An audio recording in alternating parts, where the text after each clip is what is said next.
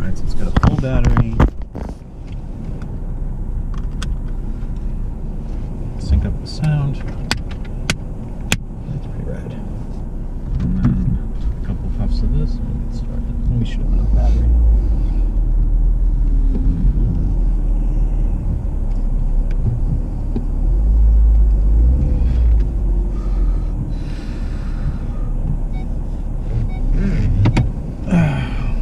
So which way do you think we should go? Let's see. Let's head back towards downtown. So you know this area pretty well? I know St. Louis pretty well, yeah. Doesn't mean I won't make a wrong turn here and there, but if you want to make a left here and just go around the block. Yeah, before I start driving, can I just see you talk into that? Sure, absolutely. Check, check. 1, 2. You want me to keep it on my lap, or you want me to... When you're talking, you Okay. it's gotta be put like it up. this. Okay. Yeah. Check, check. 1, 2. Okay. 1, 2. Yeah, that looks pretty good. We're good. Pretty decent levels. So to hug it. Go right. I was just actually, yeah, just go ahead and make a right. And watch out for these oncoming here, but.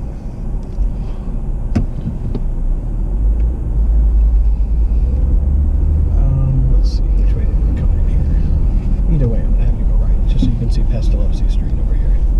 All right, so we should start while we're at this stoplight. I've never done anything like this before. Kevin Cole, welcome to School Sucks Podcast. Great to be here. Well, we are on the road in a car driving around the city of St. Louis. We just had lunch, and I realized I'm glad I ran into you because there's a lot of things about this city that I did not know, and over the next hour or so we're gonna discover a few of them. You handed me a book called the American Hegelians when we sat down, and who's the author? The author on that one is, I believe it's Goatsman. Yeah, William H. Goatsman. And the first section of the book is called The St. Louis Movement, which was something that obviously impacted American public schooling quite heavily. And we're going to try and do a bit of a guided tour, but also I want to listen to you tell this story about what actually happened here that I had no idea about. So what would be a good place to start as far as the St. Louis movement is concerned? Okay, well, the St. Louis movement consists of William Torrey Harris, Denton Snyder, and a guy by the name of Henry Conrad Bruckmeyer, who was a Prussian soldier.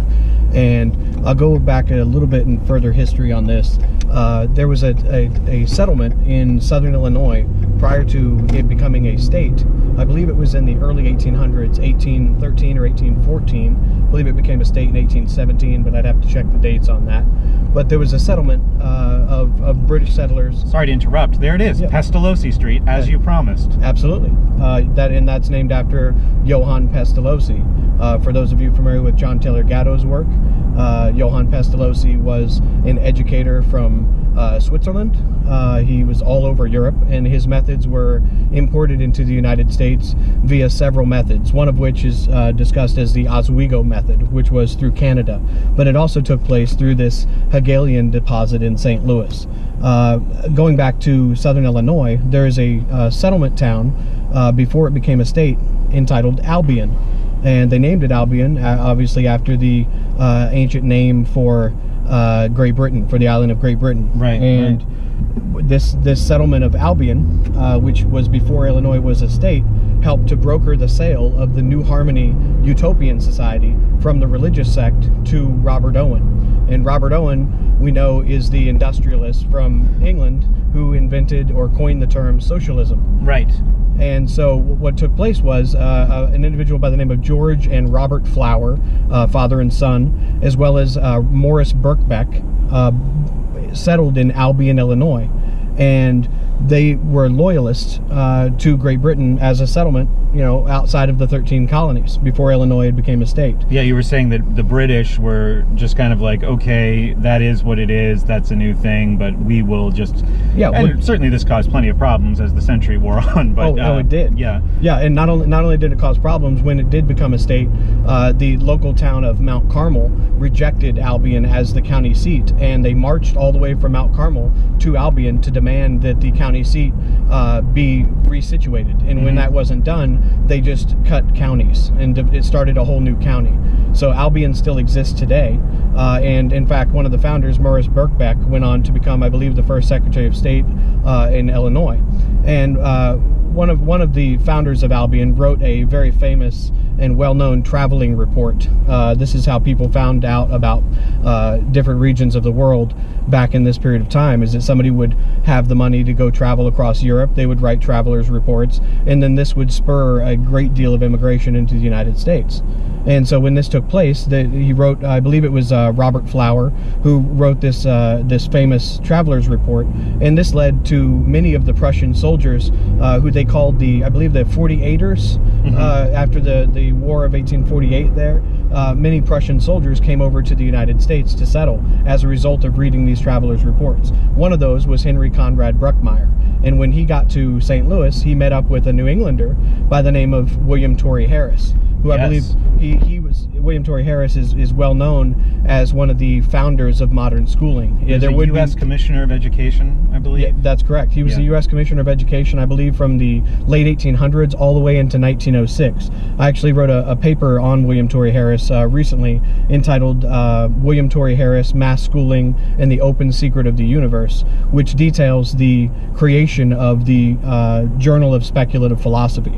Now, here in St. Louis, they viewed themselves as fulfilling the dialectic of Hegel.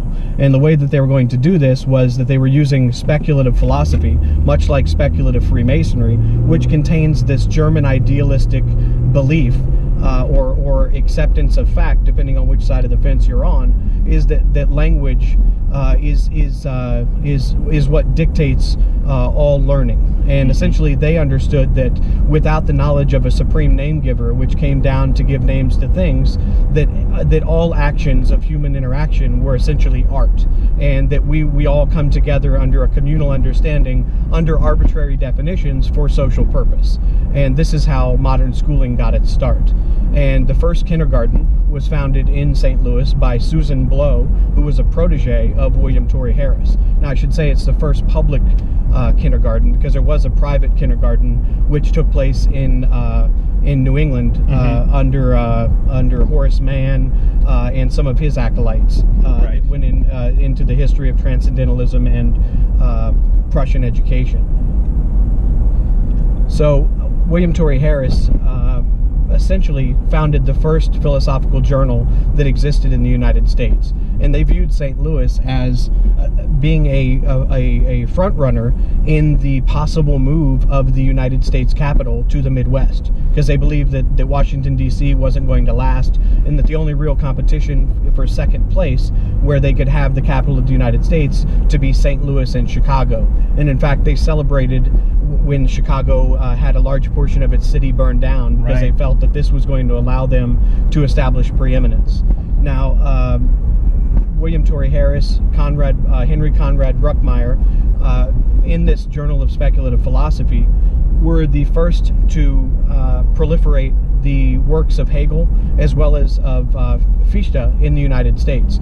One of the Adolf Kroger, one of the members of the Journal of Speculative Philosophy in the American Philosophical Society, was the most prolific translator of all of Fichte's work into the United States. And in fact, Fichte's son, Emanuel Fichte, was a honorary member of this society. So what years are we talking here? Because it sounds like Hegel might even still be alive at this point. This was 1886, I believe, when the society itself was founded. There was a kind of a confluence of New England transcendentalism under Bronson Alcott. If people are familiar with Louisa May Alcott, who wrote Little Women, this was a kind of a confluence of the transcendentalist societies as well as those that were trying to proliferate Hegel's idea of an organic state. Now, for people who might be unfamiliar, transcendentalism, how that fits into that picture, what is the idea or the synopsis of transcendental? Well, the synopsis of transcendentalism is essentially Well, there are several ways we could look at that.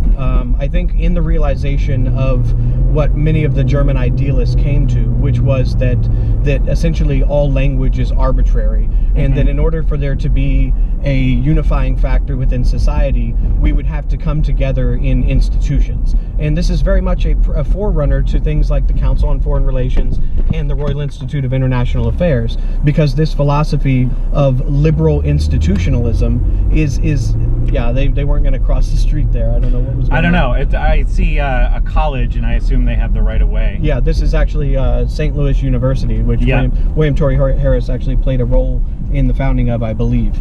I'd have to verify that. But essentially, Transcendentalism was basically the idea that we no longer need to be bound to historical beliefs and historical and religious implications, and that we can transcend these ideals by recognizing a higher form of consciousness. And a lot of this is really tied into the history of the vegetarian movement and veganism. Robert Owen financed what was called Alcott House in England, which was named after Bronson Alcott, and they started a newsletter called Seed Time.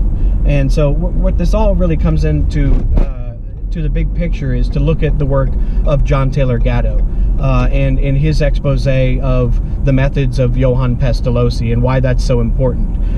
Now, the New Harmony Utopian Society, which was founded by a religious sect, was then sold to Robert Owen. And what he wanted to do was he wanted to import Johann Pestalozzi's educational methods into this town of New Harmony in order to use it as an experiment to see if it would work on larger society, because they wanted to divide people according to what occupation they would know best. And it was very much like a microcosm of the medieval universities in the historical trivium, which was a culture creation mechanism. So then to kind of close those people into an almost homogenous unit where Absolutely. they would live together and work on the same property. Right. And he did this over in England as well. I can't remember the name of the town, but Robert Owen married into a industrialist family where his father-in-law had a factory, and Robert Owen reorganized this factory to where everybody would live on the site. They would all eat a strict vegetarian diet, and they would all go to work at uniform times. And that was the same purpose of doing this in the United States, in New Harmony, Indiana, which today still exists as a historical city where you can go and tour and see where these educational ideas were tried to put into practice. Now, what's little known, and to break out the I word here for people, Johann Pestalozzi was a member of the Bavarian Illuminati, started by Adam Weishaupt in 1776. Now, educational historian R.H. Quick has stated that Pestalozzi later in life got the better of these ideas, but who are we to say? I have found record of Alfred as the pseudonym for Johann Pestalozzi in the Illuminati, staying at Adam Weishaupt's house in Bavaria. How were you able to make that connection that was his code name? Well, all of the people in the Illuminati adopted these code names, many of them based on ancient Greece, like,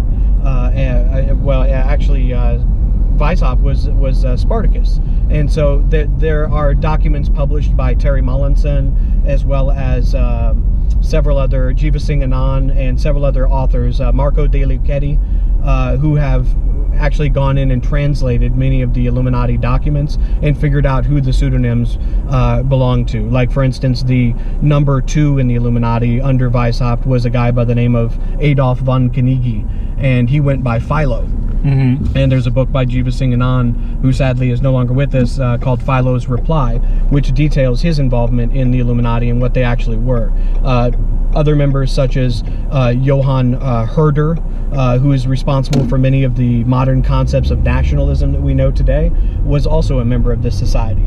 But what Pestalozzi did was he went back to Switzerland, and he set up 2 schools. One was I believe the Bergdorf School, where he took a bunch of orphans and he from all different backgrounds, and he tried to see if he could put them all in one place and homogenize them along one train of thought and one line of thinking. Yeah. And so education up until this point, had not been a very altruistic or, from their point of view, a very friendly affair. This had been under canon law, very strict Jesuit or Roman Catholic teachers, where it was corporal punishment. And Pestalozzi had this odd idea of, hey, why don't we not beat the kids? Like, why don't we not beat the kids and see if we can educate them to all come together in one line of thinking. Now, the more famous school that he started was called the Virden School, or Yverdon School, and this school drew people from all over the world who became infatuated with his ideas on how to educate students. And he did this by essentially being nice to them, and by trying to get them to come to terms with their own bodies. You know, if anybody's familiar with the concept of kindergarten, this comes from one of Pestalozzi's students, whose name is Friedrich Froebel, who coined this kindergarten, where they believed that the student could just be placed into a garden and they would grow naturally, like into their own self. And there are, we can discuss problems of that idea at a later time, and as we have in the Ultimate History lesson with John Taylor Gatto and the later commentary on that. But Robert Owen, as well as many others, would go to the Virden School and sit in on the classrooms. And what they would do is, it was essentially like one of the first pedagogical seminaries in the world that was not under a strict religious rule. Now, they obviously had this for many years under the Roman Catholic Church, which controlled learning under the Ratio Studiorum and these earlier ideas of the liberal arts perpetuated on different classes of people in order to create occupations. And so one of the students of Johann Pestalozzi was an individual by the name of Joseph Neef. Now, Robert Owen, who himself boasts of his involvement with the Illuminati over time, the actual historical Illuminati, not the Jay-Z, Rihanna personification of this now in pop culture and movies and things like that, where this word is just kind of thrown out just as a dog whistle to anything secretive or anything that has an eye over a compass or in a pyramid. It's a very cartoonification of what was taking place. Not to say that the Illuminati didn't have a lot of bad ideas, because they absolutely did, and a lot of despotic ideas, especially for people that come from a religious point of view.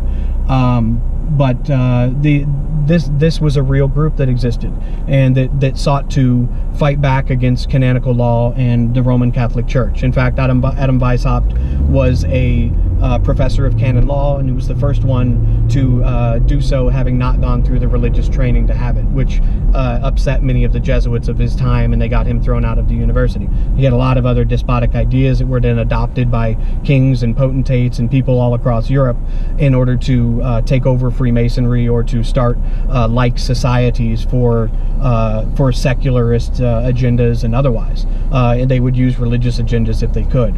But Johann Pestalozzi, Robert Owen thought, would be the perfect person to come to the United States and to teach at the New Harmony Utopian Society.